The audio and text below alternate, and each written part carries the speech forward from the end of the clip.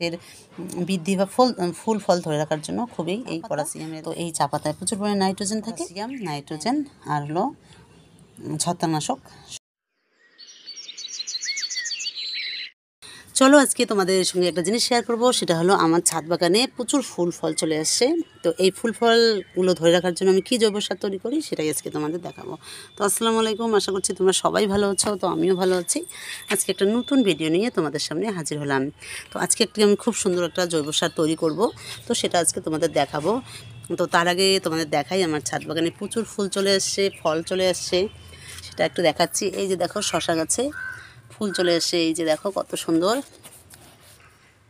তো এইদিকে তো তোমরা জানো আমার ছাদ বাগানে ঢেঁড়স হয়েছে প্রচুর। তো এই দেখো ঢেঁড়সের ফুলটা কত সুন্দর লাগছে। এদিকে করলার ফুল, এই দেখো করলার ফুলও খুব সুন্দর। এদিকে সিমের ফুল, এই দেখো কত সাদা সাদা ফুল চলে এসছে। তো এগুলোর জন্য আমি একটা জৈব সার তৈরি করব, সেটা তোমাদের দেখাবো। তো চলো আমার ভিডিওটা শেষ অবধি দেখতে থাকো। আশা করছি তোমাদের ভালো লাগবে এবং তোমাদের ছাদ বাগানের জন্য কাজে লাগবে। তো চলো আমি কি জৈব সার তৈরি করে তোমাদের দেখাবো।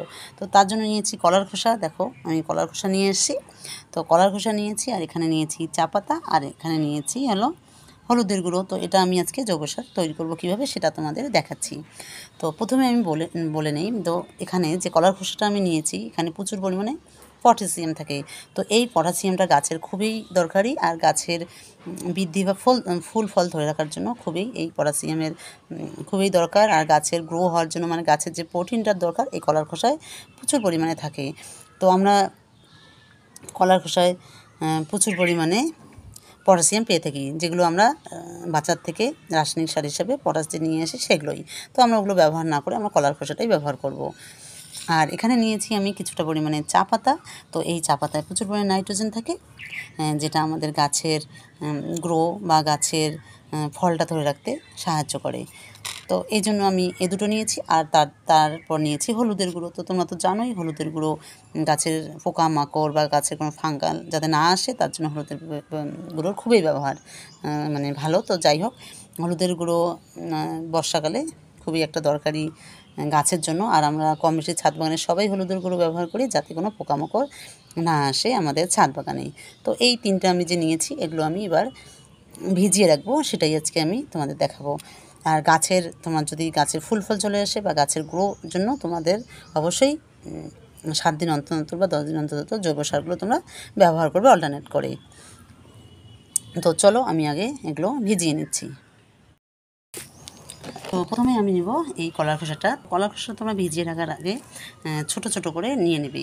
আর কলার খোসা অনেকভাবেই ব্যবহার করা যায়। তোমরা কলার খোসাটা শুকিয়ে তোমাদের গাছে ডাইরেক্ট ব্যবহার করতে হবে। আর যদি ডাইরেক্ট ব্যবহার না করো, মাঝে মাঝে ডাইরেক্ট ব্যবহার করো, মাঝে মাঝে গাছে ভিজিয়ে রেখে তারপর যে পানিটা থাকে, সেই পানিটা মানে জৈব সারটা তোমরা অবশ্যই তোমাদের গাছে 7 দিন বা 10 দিন অন্তর অন্তর ব্যবহার করবে।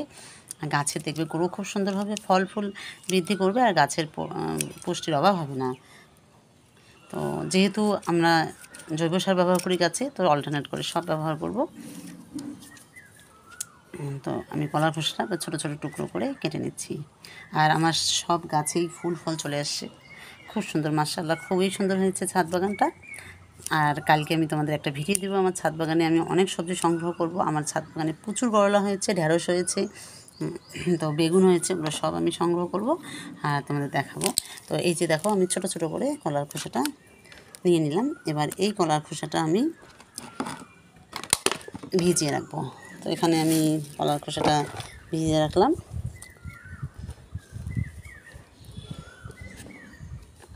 তো এরকম করে তোমরা ছোট ছোট করে তারপর ভিজিয়ে রাখবে 3-4 দিনের মতো। তো আমি এখানে কিছুটা পরিমাণে পানি দিয়ে ভিজিয়ে রাখবো। তো তোমাদের যদি সব গাছে দিতে হয় তাহলে তোমরা বেশি করে দেবে, মানে 1 লিটার পানিতে তোমরা 5টা কলা খোসা দিয়ে দেবে। তো এরকম করে তোমরা দিয়ে দিবে। তো আমি যেহেতু নির্দিষ্ট কটা গাছে দেবো, তো তার জন্য আমি অল্প করে নিলাম। তো এখানে হয়ে গেল আমার কলার খোসা ভেজানো। আর এবারে যে দেখতে পাচ্ছ আমি এখানে নিয়েছি চা পাতা আর হলুদ গুঁড়োটা, এটা এবার ওখানে দিয়ে দেবো মিক্সড করে। তাহলে আমার গাছে পটাশিয়াম, নাইট্রোজেন আর হলো ছত্রাকনাশক সব একসঙ্গেই এই পুষ্টিগুণটা হবে। তো চলো এটাও আমি ভিজিয়ে রাখছি।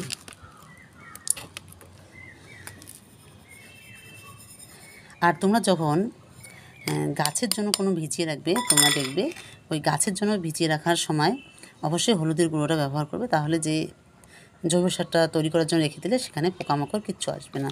তো এরকম করে নিয়ে আমি ভালো করে মেখে নিলাম। তো এই যে এরকম করে তোমরা ভালো করে মেখে নিবে, আর যখনই ছাদে আসবে তোমরা এটা একটু নেড়ে চেড়ে দেবে।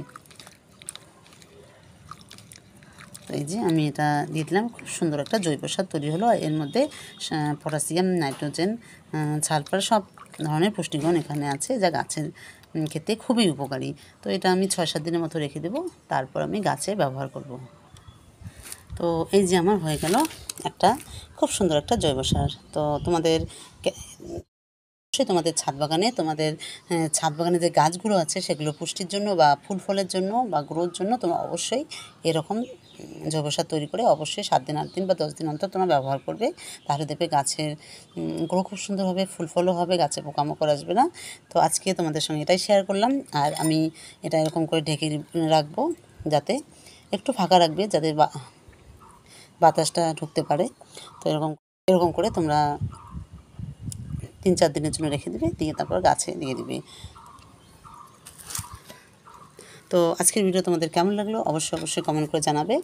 আর তোমাদের কাছে একটা রিকোয়েস্ট, যারা আমার চ্যানেলটা নতুন দেখো তারা অবশ্যই আমার চ্যানেলটা সাবস্ক্রাইব করবে, আর যারা অলরেডি সাবস্ক্রাইব করেছো তাদের অসংখ্য ভালোবাসা।